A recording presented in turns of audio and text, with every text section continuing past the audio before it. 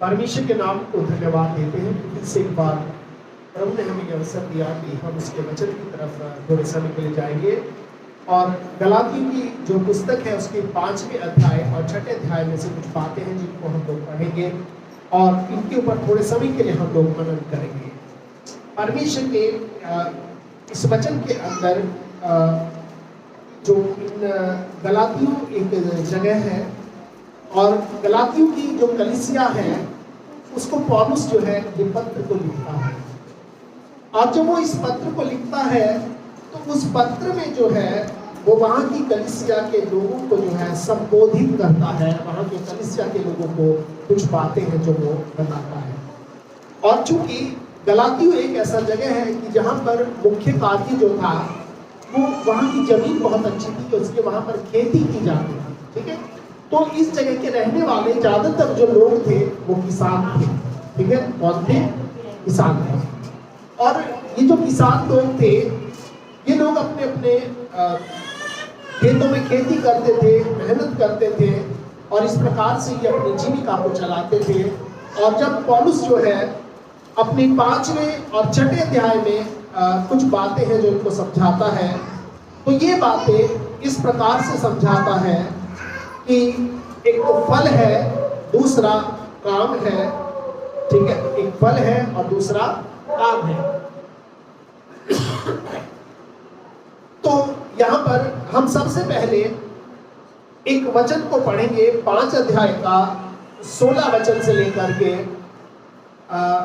22 वचन तक, 24 वचन तक। इसको कोई पढ़ देगा जिसे भी मिल जाए, ठीक है।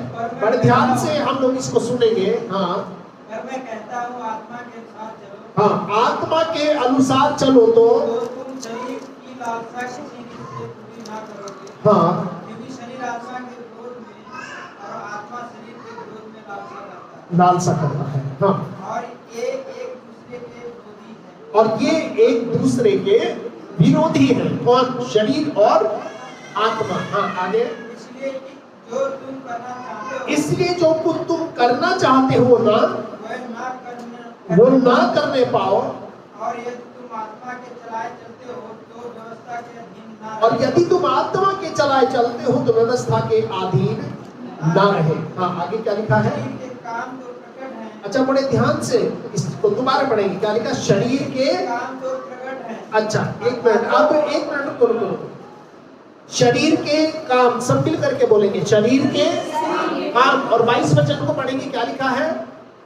आत्मा के, हाँ, शरीर के काम होते हैं और आत्मा का फल होता है। और काम और फल में बड़ा अंतर होता है, ध्यान रखना। तो यहाँ पर ये चूंकि किसान है इसलिए ये बता रहा है क्या, थोड़ा सा एक वचन और हम पढ़ेंगे 7वां वचन। क्या लिखा है? 6 का 7। हाँ, कि धोखा मत खाओ, परमेश्वर ठट्ठों में नहीं उड़ाया जाता। क्योंकि मनुष्य जो कुछ बोता है हाँ, वही काटेगा। और चूंकि मनुष्य जो कुछ बोता है वही काटेगा, ठीक है। तो यहाँ पर बोना और काटना दो बातें यहाँ पर लिखी हुई है। वचन में लिखा है कि मनुष्य जो कुछ बोता है वही काटेगा। और एक इंसान 2 जगह बोता है। 8वां वचन भी इसका पढ़ेंगे। क्या लिखा है? क्योंकि जो अपने शरीर के लिए बोता है, हाँ, शरीर के द्वारा विनाश की कटनी काटेगा। जो अपने शरीर के लिए बोता है वो शरीर के द्वारा विनाश की कटनी को काटेगा। पर जो आत्मा के लिए बोता है वह आत्मा के द्वारा अनंत जीवन, जो आत्मा के लिए बोता है वो आत्मा के द्वारा अनंत जीवन की कटनी को काटेगा। तो यहाँ पर 2 चीजें हैं, शरीर के लिए बोना और आत्मा के लिए बोना। बोने का मतलब कि शरीर के लिए काम करना और आत्मा के लिए काम करना। और दोनों में से जिस चीज का भी आप काम करेंगे उसका कोई ना कोई फल आपको जरूर मिलेगा। हालेलुया। तो शरीर के लिए बोना और आत्मा के लिए बोना, इन दोनों चीजों में बड़ा फर्क है। यहाँ परमेश्वर का जो वचन है वो ये बताता है कि शरीर के लिए बोओगे तो शरीर के काम प्रकट होंगे और आत्मा के लिए बोओगे तो आत्मा के फल प्रकट होंगे। ध्यान रखना, शरीर के लिए जो लोग काम करते हैं, शरीर के लिए क्या मतलब कि लोग अपने आप को दिखाने के लिए, कि मैं बहुत अच्छा ये काम कर सकता हूँ, मैं बहुत अच्छा दिखने में सुंदर हूँ, मैं बहुत अच्छा भाग सकता हूँ, मैं बहुत अच्छा ये काम कर सकता हूँ, मेरे अंदर ये टैलेंट है, मेरे अंदर ये गुण है, मैं ये कर सकता हूँ, मैं वो कर सकता हूँ। ये क्या है? शरीर के काम है। और वचन में क्या लिखा है? 19 को ध्यान से पढ़ेंगे। क्या लिखा है? शरीर के काम तो प्रकट है, मतलब वो दिखते हैं। क्या है? व्यभिचार और गंदे काम और लुचपन और मूर्ति पूजा और टोना, बैर, झगड़ा, ईर्ष्या, क्रोध, विरोध, फूट, विधर्म, डाह, मतवालापन, लीला क्रीड़ा और इनके ऐसे ऐसे काम हैं, जिनके विषय में मैं तुमको पहले से कह देता हूं और कह भी चुका हूं कि ऐसे ऐसे काम करने वाले परमेश्वर के राज्य के वारिस नहीं हैं। हालेलुया। तो परमेश्वर का राज्य कहाँ है? बाइबल में लिखा है कि जब हम सब लोग एक जगह पर इकट्ठा होते हैं तो वहां पर क्या होता है? परमेश्वर का राज्य होता है। और ये परमेश्वर का राज्य सबके लिए नहीं है, ध्यान रखना। ये परमेश्वर का राज्य सबके लिए नहीं है, उनके लिए जिनको परमेश्वर ने चुना है और अपने पास बुलाया है। और वही लोग क्या होते हैं? परमेश्वर के राज्य में शामिल होते हैं। एक जगह पर यीशु मसीह के सुसमाचार में लिखा है कि प्रभु धन्य है वो जो तेरे राज्य में रोटी खाएगा, तेरे राज्य में रोटी खाएगा। उसका राज्य कहाँ है? उसकी कलीसिया है। और वो रोटी क्या है? ये परमेश्वर का वचन है। हालेलुया। और ध्यान रखना, यहाँ पर आने वाला हर एक व्यक्ति मेरी मर्जी से नहीं आता, यहाँ पर आने वाला हर एक व्यक्ति परमेश्वर की मर्जी से आता है और उसकी मर्जी से जाता है। ठीक है। और इसीलिए कई बार लोग सोचते हैं कि कलीसिया में लोग कम हैं। अरे हैं तो होंगे, तो भेजने वाला कौन है? परमेश्वर है। तो मुझे चिंता करने की क्या जरूरत है? चिंता कौन करेगा? परमेश्वर करेगा। जो आपको भेज सकता है वो उसे भी भेज सकता है, और जो वो उसे भेज सकता है वो किसी और को भी भेज सकता है। इसलिए ध्यान रखना, हमेशा आप इस बात के लिए प्रार्थना करो कि प्रभु इस चर्च के अंदर, इस कलीसिया के अंदर भेड़ चाहिए, भेड़िए नहीं चाहिए। इस चर्च के अंदर हमें वृक्ष चाहिए जिनके अंदर जड़ें हों, हमें वो पौधे नहीं चाहिए जो ट्रांसप्लांट होते हैं। हालेलुया। इसलिए हम इस बात को ध्यान रखें। अगर आज हम यहाँ 4 लोग भी हैं तो हम प्रभु का धन्यवाद देते हैं क्योंकि हम परमेश्वर के राज्य में हैं। अगर हम यहाँ 10 लोग भी हैं तो हम प्रभु को धन्यवाद करें क्योंकि हम परमेश्वर के राज्य में हैं। हम इस बात की कमी ना निकालें कि किस कारण से कलीसिया खत्म हो रही है। कलीसिया कोई खत्म नहीं कर सकता। कलीसिया को बनाने वाला परमेश्वर है और कलीसिया को चलाने वाला भी कौन है? परमेश्वर। यीशु ने कहा मैं अपनी कलीसिया बनाऊंगा, मैं अपनी कलीसिया बनाऊंगा। जब मैं पास्टर अब्राहम साहू के यहाँ से काम छोड़ा था, सारे के सारे लोग मैंने उनको वापस दे दिए थे कि मुझे आपका कोई व्यक्ति नहीं चाहिए। और यहाँ पर आकर के मैंने प्रभु के काम को शुरू किया और परमेश्वर जो है अपने लोगों को यहाँ पर लाया। यहाँ पर आने वाला हर एक व्यक्ति कौन है? कोई मेरा रिश्तेदार नहीं है। यहाँ पर आने वाला व्यक्ति वो है जिसको परमेश्वर ने उस लहू के रिश्ते के साथ हमारे साथ में जोड़ा है, और वो परमेश्वर के राज्य की सुनता है, वो परमेश्वर के राज्य के प्रति चिंतित है। और जिसको परमेश्वर के राज्य की चिंता होगी उसको समझाना नहीं पड़ेगा। और मैं नहीं कहता आप किसी को समझाओ जा करके कि कलीसिया में आओ, मत बोलो किसी को, क्योंकि जिसको आना है वो आएगा और यहाँ पर वही आएगा जिसको परमेश्वर लेकर के आएगा।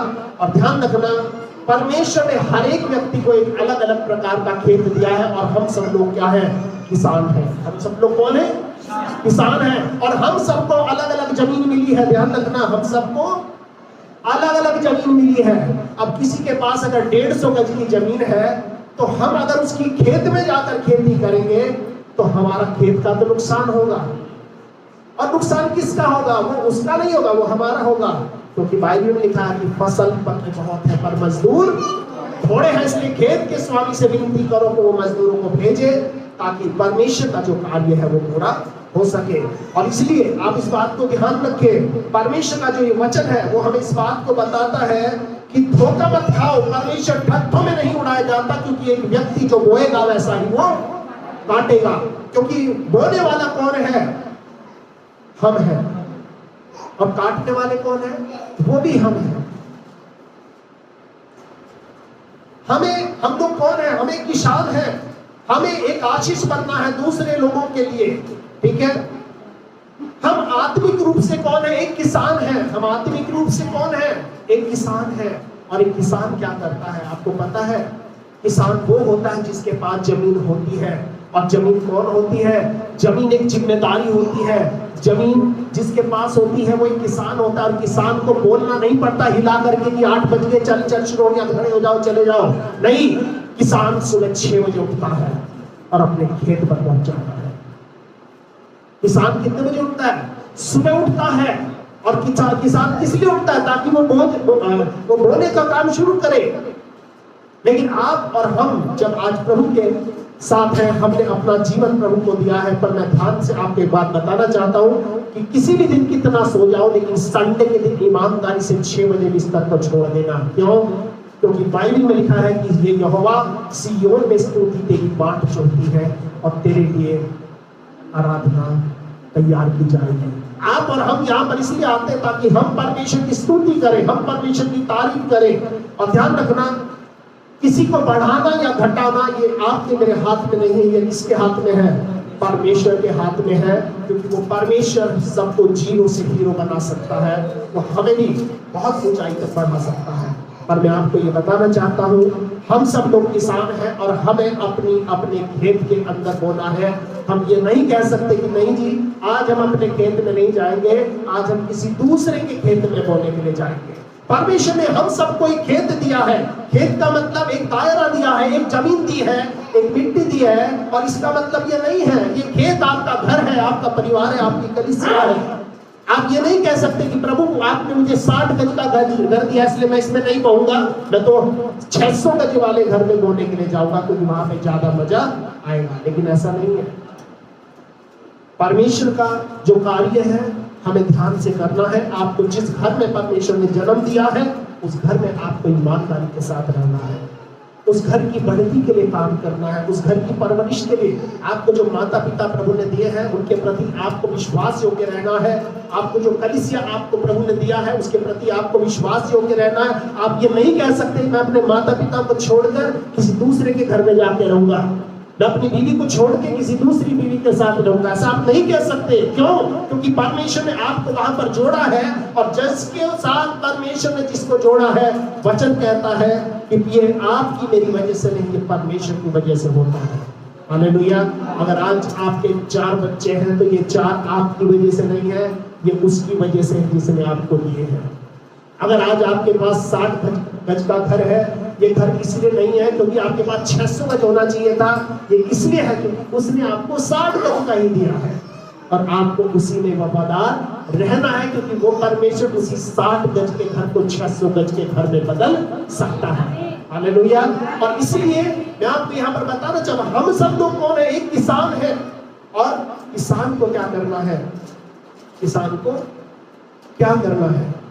अपने खेत के अंदर बोना है, अपने खेत के अंदर मेहनत करना है। हम सब लोग आत्मिक रूप से किसान हैं।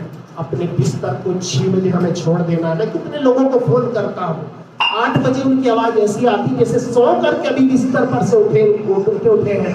और बाइबल में लिखा है कि श्रापित है वो जो यहोवा का कार्य आलस्य से करता है और धन्य है वे जो यहोवा के काम को सच्चाई और ईमानदारी से करते हैं। हमें सुबह उठना है। किसके लिए उठना है? परमेश्वर के लिए उठना है, अपनी खेती के लिए उठना है। क्योंकि परमेश्वर के खेत में काम करेंगे तो उसका फल हमारे खेत में भी आएगा। क्योंकि वचन में लिखा जो किसी की खेती को सींचता है उसकी भी सींची जाएगी। हालेलुया। आज आप अगर परमेश्वर के खेत में मेहनत करेंगे तो परमेश्वर आपके भी घर में मेहनत करेगा। अगर आप परमेश्वर के खेत में काम नहीं करेंगे तो परमेश्वर फिर आपके खेत में काम कैसे करेगा? ध्यान रखना। भी सुबह हमने पढ़ा 2 तरह के लोग होते हैं। एक वो जो जड़ के समान एक जगह बैठ जाते हैं, वहां से हिला उनको कोई नहीं सकता क्योंकि वो बहती हुई नालियों के किनारे लगे हैं। एक लोग वो होते हैं जो भूसी के समान होते हैं, जो उड़ के आज यहाँ चले गए, कल वहां चले गए, कल इधर चले गए, कल उधर चले गए। आपको बताऊं, अमेरिका, इंग्लैंड और ऑस्ट्रेलिया जो है, कनाडा, ये जितने भी यूरोपियन कंट्रीज हैं, ये आज बर्बादी के कगार पर हैं। क्योंकि यहाँ पर कोई किसी की सुनना नहीं चाहता, यहाँ कोई माँ बाप की सुनना नहीं चाहता, यहाँ कोई अपने पास्टर के, अपने अगुओं की सुनना नहीं चाहता। यहाँ लोग सोचते हैं अब हम सुपीरियर हो गए हैं, अब हम बहुत कुछ कर सकते हैं, इसलिए वो उनको कुछ ही जानते हैं। उनका ठट्ठा करते हैं। और मैं आपको बताऊं कि आने वाले समय में जो है बहुत काफी समय ऐसा हो गया, अमेरिका के अंदर बहुत सारी फाइनेंशियल क्राइसिस आ रही है, पैसे की जो है दिक्कतें आ रही हैं। वो अमेरिका जो पूरे वर्ल्ड को उधार दिया करता था, और अमेरिका के अंदर जब फाइनेंशियल क्राइसिस आती है उसका पूरा के पूरे वर्ल्ड के ऊपर क्या पड़ता है, प्रभाव पड़ता है, और पूरे के पूरे वर्ल्ड के अंदर महंगाई बढ़ती है और बहुत कुछ सारी ऐसी एबनॉर्मल चीजें होती हैं। मैं आपको इस वचन से ये बताना चाहता हूँ, हम सब लोग कौन हैं? हम एक किसान लोग हैं, हमें बोना है, और जब हम बोएंगे तो क्या करेंगे? हम क्या करेंगे? काटेंगे। ठीक है, हम आत्मिक रूप से कौन है? किसान हैं, और हर समय हम बोते रहते हैं। जब आप अपने घर में हो तो आपके लिए बोने का समय है। आप क्या बो रहे हैं? आप अपने पड़ोसी की बुराई कर रहे हो, आप अपने रिश्तेदारों की बुराई कर रहे हो, किसी के अंदर कमियां निकाल रहे हो, घर में बैठ करके मीटिंग कर रहे हो। कई बार लोग सोचते हैं हमें कोई सुन नहीं रहा है, हमारी बातें किसी के पास जा नहीं रही हैं, लेकिन ध्यान रखना उसकी आत्मा से आप कुछ भी छिपा नहीं सकते। जो अंधेरों में बोला जाएगा वो उजालों में सुन लिया जाएगा, क्योंकि प्रभु जो है वो हमेशा उसकी आंखें हर जगह देखती रहती है। हमें हर जगह बोलना है। अगर आप किचन में काम कर रहे हो तो वो क्या बोगे? उसके लिए प्रार्थना का गीत गा लो, उसके नाम को धन्यवाद करो। आप मन में सोचो, आज मुझे प्रभु के वचन को किसको बताना है, आज मुझे प्रभु के लिए कौन सा शाम को मुझे गीत गाना है, आज मुझे कौन सी चीज को प्रभु की बताना है, या आज अगर थोड़ा समय है मैं आज किसको प्रभु के लिए, इसके लिए मैं प्रभु से प्रार्थना करूंगा। ये प्रभु के लिए क्या है? बोना है। इसमें ज्यादा टाइम नहीं लगता। और ध्यान रखना, प्रभु के जो वचन है वो इसमें लिखा है। थोड़ा सा हम इसके वचन को पढ़ेंगे। नीति वचन 20:4 कोई पढ़ देगा, क्या लिखा है? नीति वचन 20:4 ध्यान से पढ़ेंगे। आलसी मनुष्य किसके कारण? शीत क्या होती है पता है? ठंड, ठंडा वक्त, ठंड के कारण। क्यों नहीं भाई? आलसी व्यक्ति किसके कारण? शीत के कारण क्या नहीं करता? हल नहीं बोता, हल नहीं जोतता। हल जोतना किसको बोलते हैं? मिट्टी को नम्र करना, मिट्टी को कैसी करना? मुलायम करना। ये किसका काम होता है? हल का होता है। और हल जब चलता है तो ध्यान रखना, ये आलसी मनुष्य क्या नहीं करता? हल नहीं चलाता। और आलसी मनुष्य क्या वचन में लिखा है कि नीति वचन में एक जगह लिखा, मैं आलसी के खेत के पास से गया और वहां पर क्या था? ऊंट कटारे उग रहे थे। आज आपको और मुझको आलसी नहीं होना है। हम अपने काम में बिल्कुल आलस नहीं करते, ठीक है? हम नहाने धोने में आलस नहीं करते, अपने अच्छे कपड़े पहनने में आलस से नहीं करते, अपने लिए अच्छे काम करने में आलस से नहीं करते, लेकिन प्रभु के लिए अगर कुछ करना पड़ जाए तो 10 बार सोचते हैं कि ये काम करे या नहीं करे। बाइबल में साफ लिखा है कि जो दूसरों की खेती को सींचता है उसकी भी सींची जाएगी। आज आपको मुझको ये समझना है कि परमेश्वर के साथ चलने वाला जो जीवन है ये आपको किसी इंसान ने नहीं दिया, ये आपको खुद परमेश्वर ने दिया। और आपको एक अलग तरह का बर्तन बनाया है। आप ये मत सोचो कि मुझे कटोरी क्यों नहीं बनाया। अरे भाई ठीक है, उसको कटोरी बनाया, उसका काम है वो करेगा।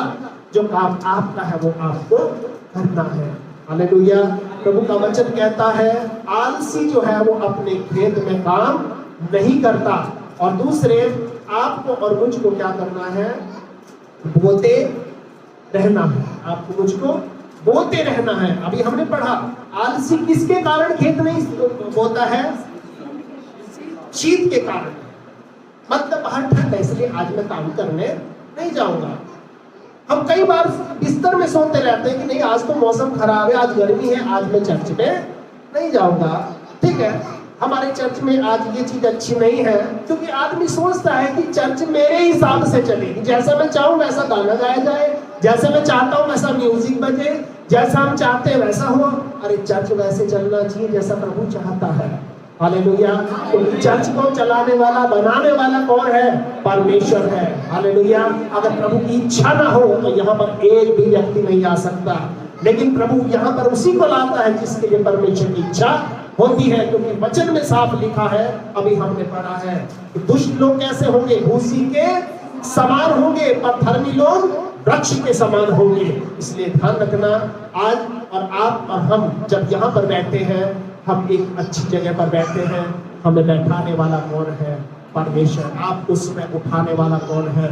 परमेश्वर। इसकी मर्जी ना हो तो आप सुबह को आंख भी नहीं खोल सकते। कितने लोग सोते आराम से हैं लेकिन उठ नहीं पाते हैं। कितने लोग चलते हैं पर पहुंच नहीं पाते हैं।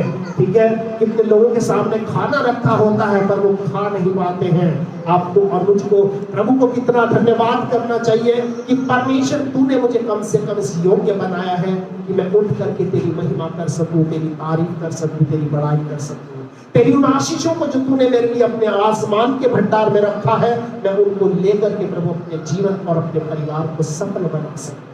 हम यहाँ पर इसलिए आते हैं ताकि हम अपने जीवन, अपने परिवार को आशीषित कर सके।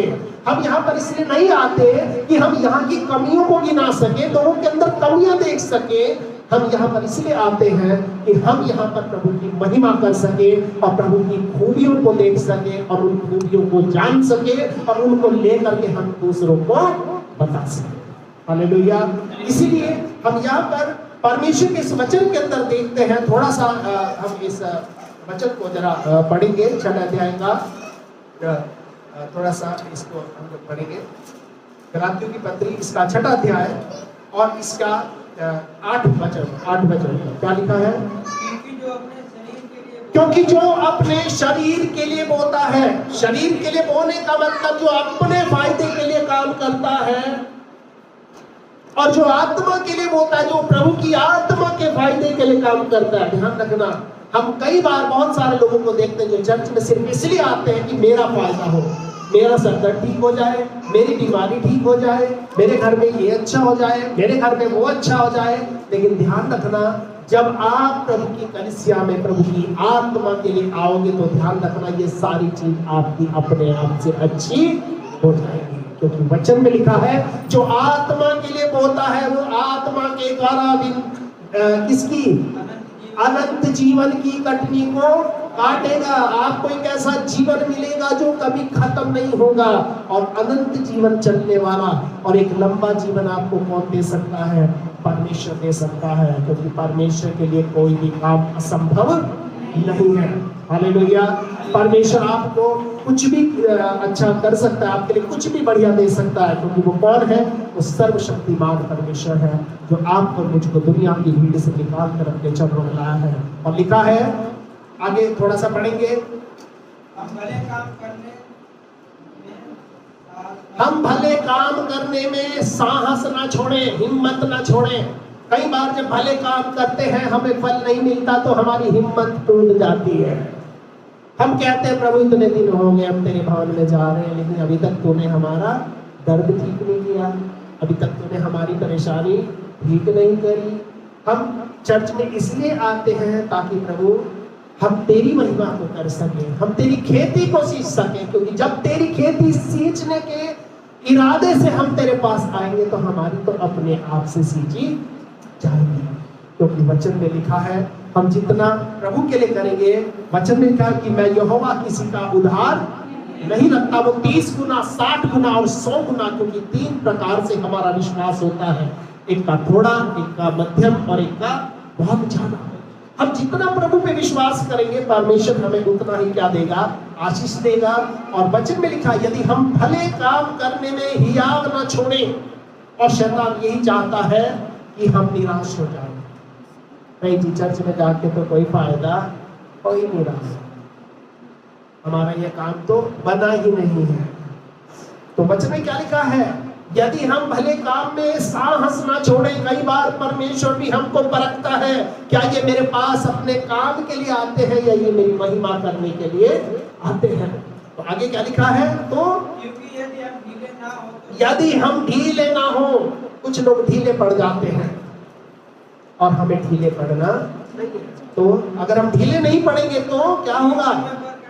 तो ठीक समय पर कटनी काटेंगे। और ध्यान रखना, ये ठीक समय पर कटनी काटना भी प्रभु की एक बहुत बड़ी आशीष आपके और मेरे जीवन में होती है। हालेलुया। हम पूरे अगर मेहनत करते हैं तो हमें ठीक समय पर अगर तनख्वाह मिल जाए तो कितनी अच्छी बात होती है। हम अगर ठीक समय पर उठते हैं और ठीक समय पर खाना खा लें तो हमारे लिए कितनी अच्छी बात होती है। हमें ठीक समय पर सारे काम करना है और इसलिए हमारे जीवन में भी ठीक समय पर सारे काम होने हैं। और इसको करने के लिए आपको और मुझको क्या करना? ढीले नहीं पड़ना और अपने हियाव को हमें नहीं छोड़ना, क्योंकि शैतान बहुत सारी चीजें आज आपके मेरे सामने लाकर खड़ी कर देगा जिससे हमारी हिम्मत टूट जाए, हम ढीले पड़ जाए, और ताकि हम उस कटनी को ना काट सके जो परमेश्वर ने आपके और मेरे लिए तैयार करके रखी है। हालेलुया। हम सब लोग किसान हैं और किसान को क्या करना पड़ता है? एक संयम रखना पड़ता है। सुबह सुबह उठना पड़ता है, ठंड में निकलना पड़ता है, मेहनत करना पड़ता है। और आपको पता है एक किसान जो होता है उसको क्या करना पड़ता है? धूप में काम करना पड़ता है।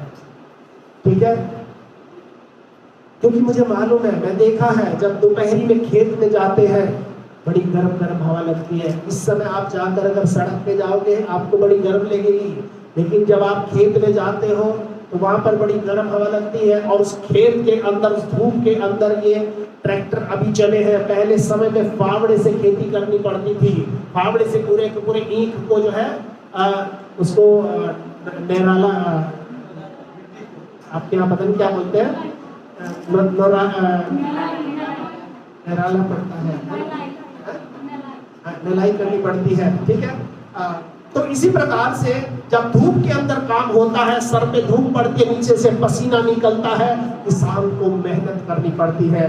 ठीक है, और इस प्रकार से अगर किसान हिम्मत छोड़ देगा, छोड़ो आज तो गर्मी है, आज मैं काम नहीं करूंगा, आज तो ये समय है, आज मैं काम नहीं करूंगा।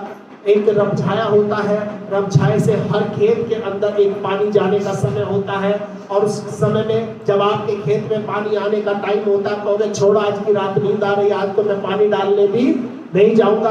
तो ध्यान रखना, आपकी खेती आपकी मेहनत पर निर्भर करती है, और परमेश्वर ने आपको एक खेत दिया है, और ये खेत आपका परिवार है, ये खेत आपकी कलीसिया है, ये खेत आपके बच्चे हैं, ये खेत आपका शरीर है, ये खेत आपका जीवन है, जिसके लिए आपको मेहनत करना है।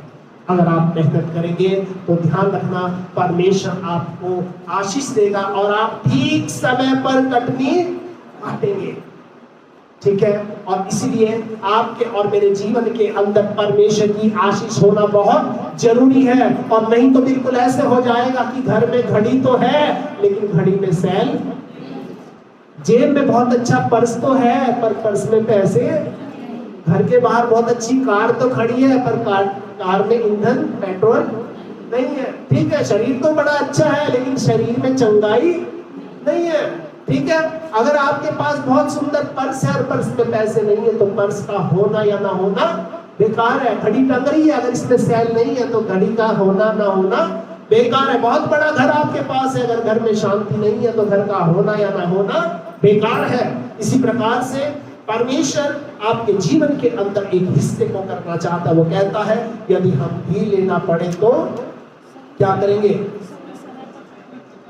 समय पर कटनी काटेंगे। और 7वां वचन ध्यान से पढ़ना, क्या लिखा कि धोखा मत खाओ, धोखा मत खाओ। दूसरे शब्दों में मूर्ख मत बनो, दूसरे शब्दों में मूर्ख मत बनो। और ये गलती ना करो, मूर्ख मत बनो क्या? कि परमेश्वर ठट्ठों में उड़ाया नहीं जाता। अगर आप प्रभु के लिए सुस्ती करते हैं इसका मतलब आप प्रभु को ठट्ठों में उड़ा रहे हैं। अगर आप परमेश्वर के लिए सही समय पर नहीं जागते इसका मतलब आप परमेश्वर को धोखा दे रहे हैं। और ध्यान रखना, दुनिया में हर एक व्यक्ति सबको धोखा दे सकता लेकिन परमेश्वर को धोखा नहीं दे सकता। परमेश्वर को ठट्ठों में नहीं उड़ाया जाता, क्योंकि मनुष्य जो बोता है वही काटेगा। आज आपके मेरे लिए बोने का समय है। आज आपके मेरे लिए बोने का मतलब कुछ करने का समय है। हमें अपने खेत में कुछ करना है। सुबह सुबह खड़े होकर जब हम अपने घरों में झाड़ू लगाते हैं, अपने घरों में काम करते हैं, क्या करते हैं? हम अपने घर के लिए बो रहे हैं, कुछ काम कर रहे हैं। हम अपनी नौकरी के लिए बोलते हैं, और कई बार नौकरी के लिए इसलिए बोलते हैं हम सही समय पे पहुंचते हैं, क्योंकि हमें मालूम है अगर टाइम पे नहीं गए तो मालिक कल से कह देगा भाई घर रहो, यहाँ आने की जरूरत नहीं है। लेकिन हम प्रभु से डरते नहीं हैं। हम सोचते हैं प्रभु कोई बात नहीं, तू तो अपने घर का है, चलता है, तेरे पास तो 10 नहीं 11 भी पहुंच गए तो कोई बात नहीं है। और अभी तो गाने चल रहे होंगे, क्या करेंगे ताली बजा के, इसलिए बाद में चले जाएंगे। पर ध्यान रखना, हमें परमेश्वर के लिए गंभीर होना है। परमेश्वर के लिए जो बोएंगे, वचन में कहा कि मनुष्य जो बोता है वही आज आपको मुझको प्रभु के लिए बोना है, खेती करना है। और हम सब लोग कौन है? किसान है। किसान का मतलब हम लोग कौन है? किसान है। और किसान क्या करता है? सुबह सुबह उठ जाता है और उठ करके क्या करता है? अपने खेत की तरफ चला जाता है। बिल्कुल उसी प्रकार से हमें भी सुबह सुबह उठना है और अपने खेत को हमें ढूंढना है। कहाँ है? सबसे पहला खेत आपका घर है, आपका अपना शरीर है। इसके लिए प्रभु से मांगना है, क्योंकि जब शरीर अच्छा रहेगा तो दुनिया में आप चीजों का आनंद ले सकते हो, आप भाग सकते हो, पहाड़ पर चढ़ सकते हो, घूम सकते हो, फिर सकते हो। पिछले दिनों मैं कहीं बाहर पहाड़ पर गया था, वहां मैंने एक आदमी को देखा कि उसको लोग व्हील चेयर पे लाए हुए थे। मैंने कहा भाई जब इसकी तबीयत खराब है तो आप इसको क्यों लेकर के आए? क्योंकि पहाड़ पर घूमना प्लेन में घूमने में बड़ा अंतर है। पहाड़ पर क्या होगा, आपको चढ़ना पड़ेगा, लेकिन प्लेन में तो आप थोड़ा इधर उधर घूम के चलो, व्हील चेयर पे घुमा दिया आगे। लेकिन लोग उसको कहाँ ले गए? पहाड़ पर घुमाने ले गए, बर्फ दिखाने के लिए ले गए। वो इसलिए क्योंकि वो ये चाहता था कि मैं घूम सकूं, पर उन्होंने मजबूरी में उसको क्या किया? एक जगह पर खड़ा कर दिया, भैया तू यहाँ खड़ा रहे, तेरे कारण हम अपना मजा खराब नहीं करेंगे, तू यहीं से हमें क्या करता रहे, देखता रहे। अगर उसके शरीर में ताकत होती, उसके शरीर में उस आनंद को उठाने की क्षमता होती, तो क्या वो वहां पर रुकता? वो भी उनके साथ घूमने के लिए जाता। इसलिए मैं आपको बताना चाहता हूँ, आपका खेत कौन सा? आपका खेत आपका शरीर है, आपका खेत आपका घर है, आपका खेत आपका परिवार है, जिसको आप छोड़ नहीं सकते। अगर इनको छोड़ दोगे तो समझ लो आप दुनिया को छोड़ दोगे। क्यों? क्योंकि आपको परमेश्वर ने शरीर, आप ये नहीं कह सकते ना मेरा शरीर मुझे अच्छा लग रहा, मैं तो उसके शरीर में घुस करके रहूंगा, उसको कहता हूं तू मेरे शरीर में रह ले। ऐसा नहीं हो सकता है। परमेश्वर ने आपको एक अलग चीज दिया है, आप एक अलग प्रकार के व्यक्ति हैं, जिसको परमेश्वर ने एक खेत सौंपा है, एक अलग शरीर सौंपा है, एक अलग घर सौंपा है, एक अलग परिवार सौंपा है, एक अलग बच्चे सौंपे हैं, और एक अलग कलीसिया आपको सौंपी है, जिसमें आपको रहना है, जिसको आपको छोड़ना है। कई बार शैतान आपके मन में निराशा लाएगा, कई बार शैतान आपको ढीले पड़ जाने के लिए आपके मन को ऐसा कर देगा। कई बार ऐसा लगेगा जैसे आपकी हिम्मत टूट रही है। पर ध्यान रखना, परमेश्वर का वचन कहता है कि प्रभु सबको नहीं चुनता, पर जिनको वो चुनता है उनको वो आशीष देता है। एक व्यक्ति के कारण पूरा परिवार बरकतों से भर जाता है, और एक व्यक्ति के कारण पूरा परिवार बर्बादी की तरफ चला जाता है। क्योंकि योना जिस नाव में बैठा था, उस नाव के लिए योना जो है मुसीबत का कारण बन गया था। आपके जीवन, आपके परिवार का एक व्यक्ति आपके घर को डुबोने के लिए काफी रहेगा। पर इसलिए आपको अपने खेत पर चौकस रहना है, आपको अपने खेत के लिए मेहनत करते रहना है। और ध्यान रखना, अगर परमेश्वर का हाथ आपके जीवन, आपके परिवार के ऊपर बना रहेगा, तो आपके खेत को फल लाने से, उसको फसल उगाने से कोई रोक नहीं सकता। इस दुनिया में दो प्रकार के खेत हैं जहां पर लोग मेहनत करते हैं, शरीर पर मेहनत करते हैं, दूसरे आत्मा पर मेहनत करते हैं। वचन में लिखा अगर हम शरीर की तरफ भागेंगे तो हमें शरीर के काम प्रकट होंगे। शरीर के काम मतलब संसार की तरफ जाएंगे तो संसार में क्या होता है? व्यभिचार, गंदे काम, लुचपन, मूर्ति पूजा। मूर्ति पूजा भी लोगों को बड़ा अट्रैक्ट करती है ना? क्या करती है? बहुत आकर्षित करती है। देखो कितने सुंदर सुंदर कपड़े पहन करके जा रहे हैं, बन ठन के जा रहे हैं, है ना? इतना सुंदर सुंदर वो व्रत रख रहे हैं, सारे मोहल्ले वाले खुश हैं, उनके यहाँ गाना चल रहा है, उनके यहाँ बहुत सारी चीजें हमें आकर्षित करेंगी। किसके लिए? मूर्ति पूजा के लिए। और मूर्ति पूजा क्या है कि मूर्ति पूजा में हम एक दूसरे से कंपटीशन करते हैं कि तूने अपने यहाँ, जब तेरे यहाँ कथा हुई कि तूने आज मैं तेरे से अच्छा करके अपने घर में लोगों को खिलाऊं। उसके बाद क्या होता है? टोना होता है। टोना क्या लिखा? 20 वचन में क्या लिखा? दूसरा क्या है? मूर्ति पूजा के बाद टोना। टोना कौन करता है? टोना वो करता है जो दूसरों से घृणा करता है और वो नहीं चाहता कि मैं मेरे से ये आगे बढ़ जाए, उसके लिए टोना टोटका करके रख देता है। टोना कौन करता है? वो जो शरीर के लिए बोलता है, क्योंकि वो खुद तो कुछ नहीं कर सकता, वो इन चीजों का सहारा लेता है। क्या है? टोना। और टोना कौन करता है? जो बैर करता है दूसरों से। और बैर कौन करता है? जो झगड़ा करता है। और झगड़ा किस लिए होता है? ईर्ष्या के कारण। और ईर्ष्या क्या होती है? जलन। जलन, जलन समझते हो?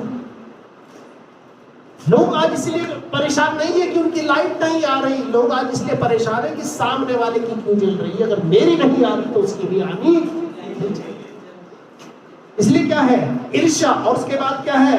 क्रोध, विरोध, फूट और विधर्म। फूट डालने का मतलब कोई भी व्यक्ति आपके परिवार को एकजुट देखना नहीं चाहता। ध्यान रखना, मोहल्ले के अंदर आपका परिवार एकता में अगर बना हुआ है, कोई भी नहीं चाहेगा कि आपके बच्चे मिलजुल के हाथ बन के आगे चले। कुछ ना कुछ इधर उधर से वो करते रहेंगे ताकि घर में कलह रहे, घर में झगड़ा रहे। वो पूरब को जाए, वो पश्चिम को जाए, वो उत्तर को जाए, वो दक्षिण को जाए, और घर जो है एक प्रकार से बिखर जाए। तो क्या होगा? फूट पड़ेगी। और फूट के बाद विधर्म, कहा मतवालापन, यानी कि अपने अपने में मस्त रहना, किसी की कोई चिंता नहीं करना। उसे अगर आलू पसंद है तो उसे भिंडी पसंद है, उसे भिंडी पसंद है तो वो ये नहीं खाएगा, उसको कुछ और ही पसंद है, उसको पिज्जा पसंद है, उसको चाउमीन पसंद है, यानी कि सबकी पसंद अलग है। एक समय था जब परिवार में आलू टमाटर सिंपल खाना बनता था, सारा परिवार मिलकर के एक जगह बैठ करके खाता था। आज उसको अगर चावल पसंद है तो उसे रोटी पसंद है, उसे रोटी पसंद है, उसे छोले पसंद है, मतलब सबकी पसंद अलग है। कोई किसी की पसंद का सम्मान करना नहीं चाहता। और इसीलिए यही चीज शैतान आज परिवारों के अंदर लेकर के आ रहा है। और इसीलिए आज रेडीमेड का जमाना है। और रेडीमेड का क्या हो गया? निर्माण हो गया कि कोई बात नहीं, मैं तो अपने लिए पिज्जा ऑर्डर कर लूंगा। भाई ठीक है, तो पिज्जा ऑर्डर कर लेगा, लेकिन ये जो घर में खाना बन रहा है किस लिए है? लोग आज घर को हल्का समझने लगे। और प्रभु का वचन कहता है कि मतवालापन, लीला की राह और इनके ऐसे ऐसे और काम हैं जिनके विषय में मैं तुमसे कह देता हूं और कह भी चुका हूं। ऐसे ऐसे काम करने वाले परमेश्वर के राज्य के वारिस। और हम सब लोग कहां हैं? परमेश्वर के राज्य में। और परमेश्वर के राज्य में होंगे। जब परमेश्वर के राज्य में है तो हमारे ऊपर हुकूमत किसकी चलेगी? परमेश्वर के राज्य की। हमारे जीवन में काम किसके होंगे? परमेश्वर के राज्य के। हमारे जीवन में जो शक्ति काम करेगी वो आत्मा की शक्ति काम करेगी। और जब परमेश्वर की आत्मा की शक्ति काम करेगी, आपकी बेरोजगारी चली जाएगी, आपकी बीमारी चले जाएगी, आपकी परेशानियां सब खत्म हो जाएंगी, आपके जीवन की दिक्कतें परेशानियां सब कुछ एक तरफ हो जाएंगी, क्योंकि आप परमेश्वर के राज्य में हो। और जब आप परमेश्वर के राज्य में होंगे तो आप उस वृक्ष के समान होंगे और आगे आपके जीवन में कुछ फल भी लगेंगे। और ये फल 22 वचन में पढ़ना, क्या लिखा है? आत्मा का फल। आत्मा के लिए मेहनत करोगे तो कौन सा फल मिलेगा? सबसे पहला प्रेम। प्रेम आपके जीवन में आएगा। और शैतान का फल क्या है? फूट। शैतान प्रेम नहीं होने देगा। क्या होने देगा? फूट डाल देगा। दो भाइयों में झगड़ा कर देगा, वो पूरब जाएगा, वो पश्चिम जाएगा। ठीक है, आज मैं देखता हूं कई परिवारों में पिता जिंदा रहता है, इसलिए बच्चे थोड़ा सा एक दूसरे की इज्जत कर लेते हैं। जिन दिन पिता का साया सर से उठ जाता है उस दिन बच्चे अपना अलग अलग सब कुछ बना लेते हैं। प्रभु का वचन कहता है आत्मा का फल प्रेम, दूसरा आनंद। और आनंद किसको होगा? जिसके अंदर खुशी होगी। और आगे तीसरा शांति। और शांति किसको होगी?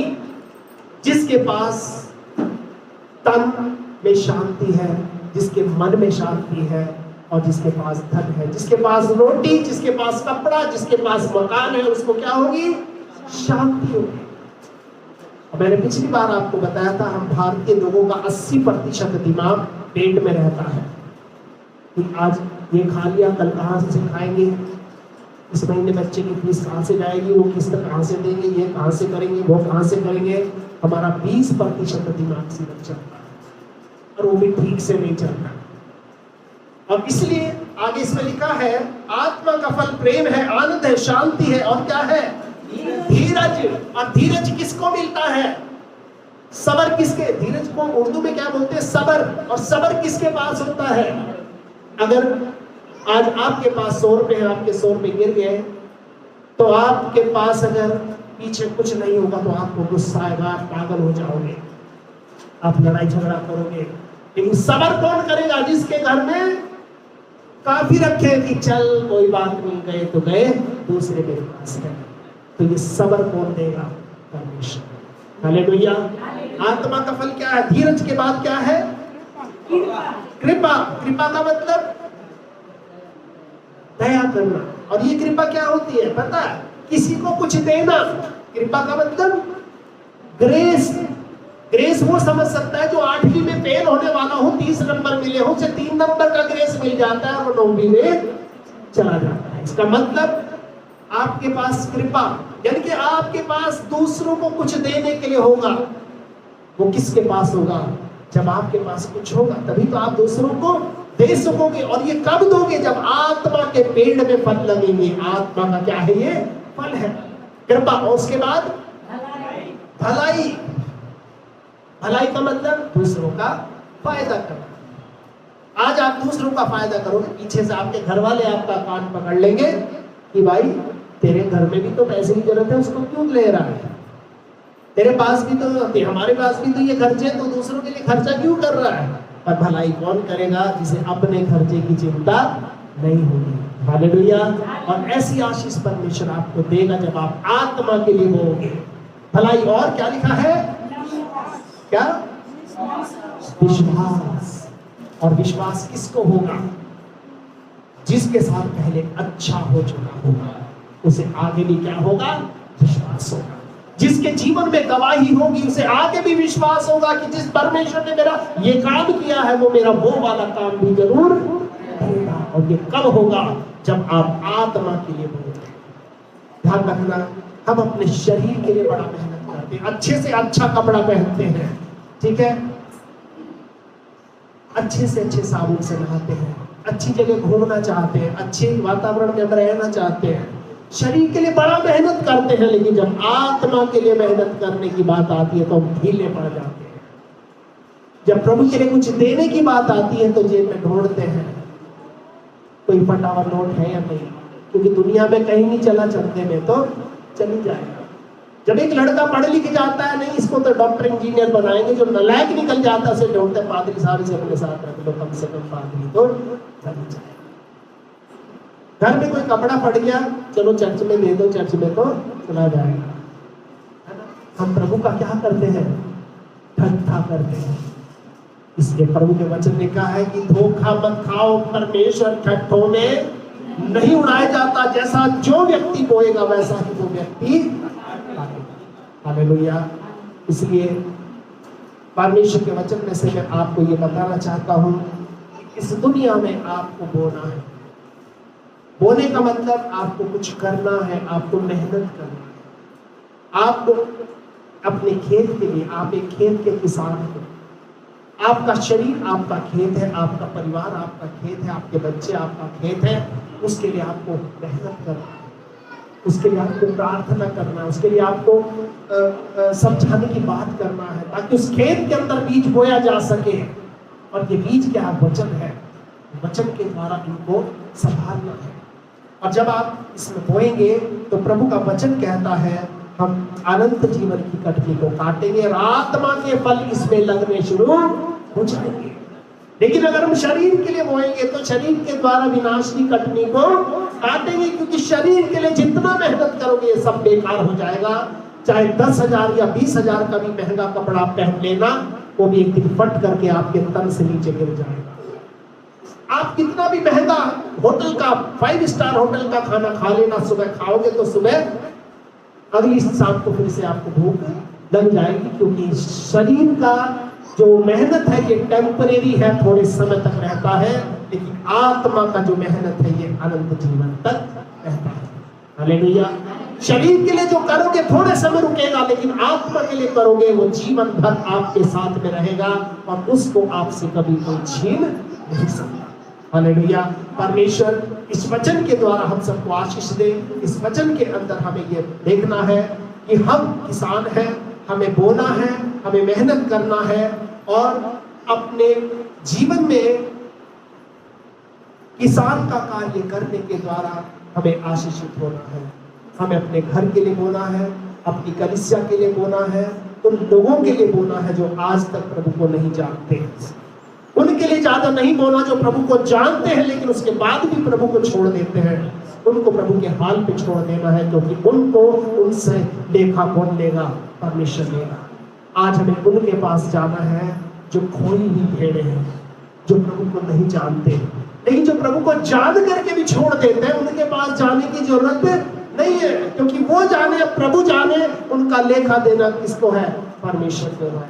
इसलिए हमें अपने खेत के लिए मेहनत करना है, परमेश्वर की आशीष को अपने जीवन में बटोरना है और परमेश्वर हमारे जीवन परिवार को आशीष दे सकता है। हालेलुया। परमेश्वर इस वचन के द्वारा हम सबको आशीष दे। आइए अभी हम लोग अपने आंखों को बंद करेंगे और अपने सरों को सर्वशक्तिमान प्रभु के सामने झुकाएंगे और हम लोग इस समय प्रार्थना करेंगे। हमारे सर्वशक्तिमान राजाओं के राजा, प्रभु के प्रभु, हम धन्यवाद करते हैं तेरे इस वचन के लिए जो आज हमने देखा है। पवित्र परमेश्वर, इस दुनिया में किसी का बढ़ना या किसी का घटना इंसान के नहीं, परंतु तेरे हाथ में है प्रभु जी। हम ये प्रार्थना करते पिता परमेश्वर कि जिस प्रकार से तूने हमें आज तक संभाला है, तो आने वाले दिनों में भी हमें संभाल और हम अपने खेत के प्रति मजबूत और एक विश्वास योग्य किसान हो सके, क्योंकि प्रभु तू हमसे लेखा लेगा। तूने हमारे हाथ में बीज दिया है और इस बीज को हमें बोना है, अपने खेत में बोना है।